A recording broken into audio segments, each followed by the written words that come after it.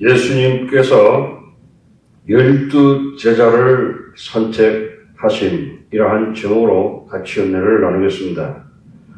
누가복음 6장 13절에 밝음에 그 제자들을 부르사 그 중에서 12를 택하여 사도라 칭하셨으니, 예수님께서는 12 제자를 선택하시고 어떻게 그들을 훈련시키셨는지를 말씀하고 계십니다. 앞으로 예수님은 제자들을 훈련시키셔서 땅끝까지 복음을 전하게 하실 것입니다. 예수님은 중요한 일을 하신 것입니다. 예수님은 우리 죄를 위해서 십자가에서 죽으시고 죽은 자 가운데서 살아나시고 죄와 죽음과 마귀의 능력을 영원히 멸해 버리셨습니다. 그러므로 예수님은 내가 다 이루었다라고 말씀하셨습니다. 그러나 그분의 영원한 승리의 소식을 전 세계에 전하기 위해서 12 제자를 부르시고 보내야 하는 것입니다. 이 12명을 택하고 훈련하는 것은 복음 사역에 있어서 지극히 중요한 일입니다. 예수님께서는 어떻게 제자를 선택하시고 누구를 선택하시는지를 알 수 있습니다. 또한 우리는 사도를 어떤 태도를 가져야 하는지를 제자들에게도 필수적으로 어떤 것을 배워야 하는지를 배우게 될 것입니다. 현대 이 용어로 사도들은 선교사 또는 국제적인 하나님의 종들이라고 할 수 있습니다. 아멘. 로마서 1장 5절에 그로 말미암아 우리가 은혜와 사도의 직분을 받아 그 이름을 위하여 모든 이방인 중에서 믿어 순종케 하나니, 이 말씀은 우리 모두가 사도의 직분을 받았다고 말씀하고 있습니다. 예수님으로부터 부름받은 소명에 어떻게 응답하신지를 살펴보겠습니다. 첫째로 예수님은 12명을 선택하시고 그들을 사도로 지명하였습니다. 이 부분에서는 예수님께서 어떻게 12명을 선택하시는가와 제자들은 어떤 종류의 사람이었는지, 그리고 예수님은 제자들에게 큰 기대와 소망을 가지신 것에 대해서 배우겠습니다. 첫째, 예수님은 하나님께 철야하시면서 철야 기도를 하면서 하나님께 기도했습니다. 우리는 예수님께서 가슴이 터질 듯한 상황에 있었음을 보았습니다. 유대 지도자들은 하나님의 적들이 되었고 복음 사역에 방해가 되었습니다. 보통 사람들은 진실된 목자가 필요로 하고 있었고 고통스러워하고 있었습니다.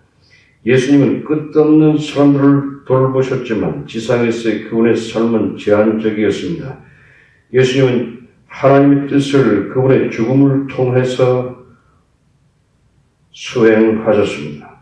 제자들을 선택하고 훈련시키는 것은 예수님이 승천하신 후에 계속 복음 사역을 계속하기 위해서입니다. 이러한 중대한 사명을 감당하기 위해서 예수님은 어떤 사람들을 선택하셨습니까?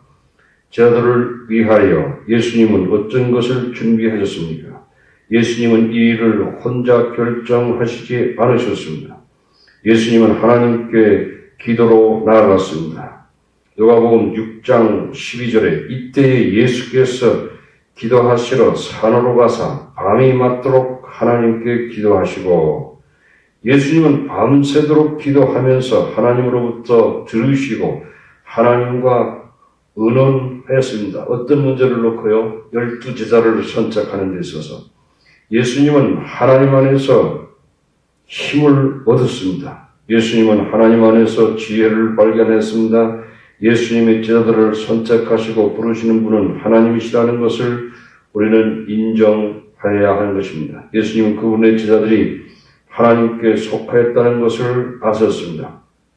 요한복음 17장 6절에 세상 중에서 내게 주신 사람들에게 내가 아버지의 이름을 나타내었나이다. 저희는 아버지의 것이었는데 내게 주셨으며 저희는 아버지의 말씀을 지키었나이다. 제자들은 잠깐 동안 예수님께 모든 것을 맡기셨고 하나님의 말씀을 순종하는 것을 배웠습니다. 그러나 하나님이 제자들을 선택하신 것은 하나님이셨습니다. 하나님은 그분의 일방적인 은혜와 목적으로 제자들을 선택하셨습니다. 제자들을 선택한 것은 제자들이 하나님을 선택한 것이 아니요 하나님이 제자들을 선택하였다는 것을 알아야 하는 것입니다.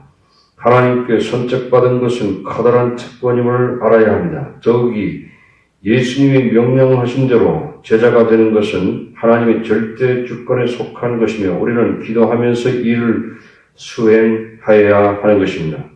제자들을 훈련하는 것은 인간의 사업이 아니라 하나님의 일이라는 것을 인식해야 합니다.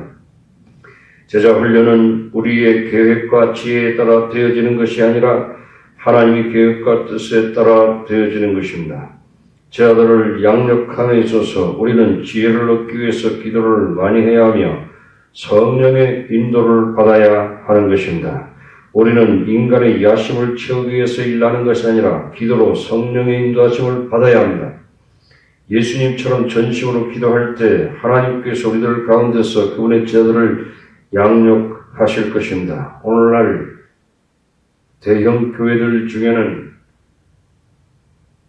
이 교인들이 많이 오고 재정이 많이 일어나는 것을 생각을 하면서 목사나 장로들이 돈에 욕심이 있어가지고 기업형 교회들이 많이 있는 것을 우리가 보고 있는 것입니다. 이것들이 교회가 타락하는 이유인 것입니다. 교회는 하나님이 운영하시고 하나님께 기도하면서 하나님의 뜻에 따라 제자들을 양육하는 것이 되어야 되지 돈에 목적을 두고 교인들이 많이 오고 재정이 늘어나고 또 하나의 기업처럼 여러 가지 많은 양론이라든지 기도원이라든지 지으면서 이렇게 하면서 계속 확장해 나가는 것은 하나님의 뜻이 아니라고 생각됩니다. 성경에 기록된 그런 하나님이 원하시는 교회가 아닌 것입니다. 오직 주님이 주인이 되고 주님이 교회에서 이끌어 나가고 이렇게 해야 될 줄로 믿습니다.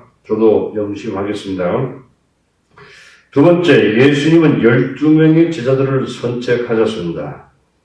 누가복음 6장 13절에 발금에 그 제자들을 부르사 그 중에서 12를 택하여 사도라 칭하셨으니 12이라는 숫자는 의미 심장합니다. 하나님께서 거룩한 나라를 일으키실 때 그분은 야곱의 12아들을 그분의 백성으로 선택하시고 12지파를 구약의 12지파를 세웠습니다. 지금 예수님은 새로운 시작을 하고 계십니다.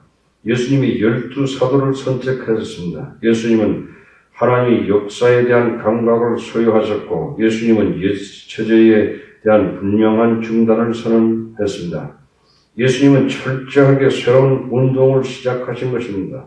이것이 왜 정규적인 종교 교육을 받은 사람이 아닌 노동자 계급에서 제자들을 선택하신 이유인 것입니다. 사도들을 선택하심에 있어서 좀 더 실천적인 이유가 있습니다. 그것은 또한 예수님과 친밀한 관계를 이루어가는 공동체를 형성해 가는 것입니다. 만일 12명이 넘었다면 예수님을 개인적으로 관계를 가지지 못했을 것입니다. 제자직분은 예수님과의 친근한 관계가 요구되는 것입니다. 동시에 제자직분은 그룹으로 형성됩니다. 제자직분은 개인적인 요소와 집단적인 요소가 둘 다 있습니다. 1:1 양육은 하나님의 말씀을 개인적으로 가르치는 데 훌륭한 일을 합니다. 그러나 제자 훈련을 하는 데 충분하지 않습니다. 작은 그룹은 공동체적인 입장에서 매우 중요한 역할을 합니다. 우리는 개인적으로 하나님의 말씀을 공부하는 것과 소그룹으로 공부하는 것이 둘 다 필요합니다. 예수님은 12제자를 선택했을 때 그들에게 특권적인 지위를 주셨습니다. 예수님은 12에게 사도라고 지명하였습니다. 제자들은 3년 동안 예수님을 따라다니면서 예수님의 가르치심과 병고침과 기적을 행하심에 참여를 하였습니다.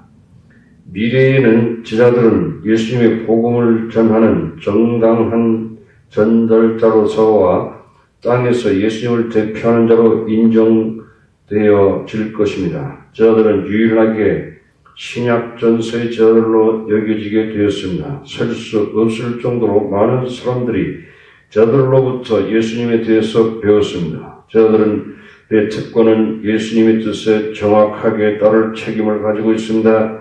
저들은 높은 수준으로 인정되었습니다. 그러면 이 사람들은 누구입니까? 누가복음 6장 14절에 곧 베드로라고도 이름 주신 시몬과 및 그 형제 안드레와 야고보와 요한과 빌립과 바돌로메와 마테와 도마와 및 알페오의 아들 야고보와 및 셀롯이라 하는 시몬과 및 야고보의 아들 유다와 및 예수를 파는 자들 가론 유다. 시몬은 열정적이고 약간 남의 기분에 상관하지 않고 거침없이 말하는 성격을 가졌습니다. 시몬은 자연적인 지도자가 될 것처럼 보였습니다. 그러나 시몬은 명백한 약점이 있었고 큰 실수를 하였습니다. 시몬은 참으로 효과적인 지도자가 되기에는 너무 불안정하게 보였습니다. 그렇지만 예수님께서는 베드로를 처음 보았을 때 그에게 큰 희망을 가지셨습니다. 예수님은 시몬에게 반석이란 의미의 베드로란 이름을 주셨습니다. 예수님이 교회의 반석이 될 것을 의미하는 것이었습니다. 베드로의 장점은 예수님께서 그렇게 말씀하셨으므로 베드로는 예수님의 말씀에 순종하려고 했습니다. 이것이 베드로가 예수님 안에서 제자로 성장하는 데 필수적인 요소가 되었습니다. 베드로의 실수에도 불구하고 베드로를 지탱해 준 것은 예수님의 깊은 회복의 은혜였습니다. 아멘.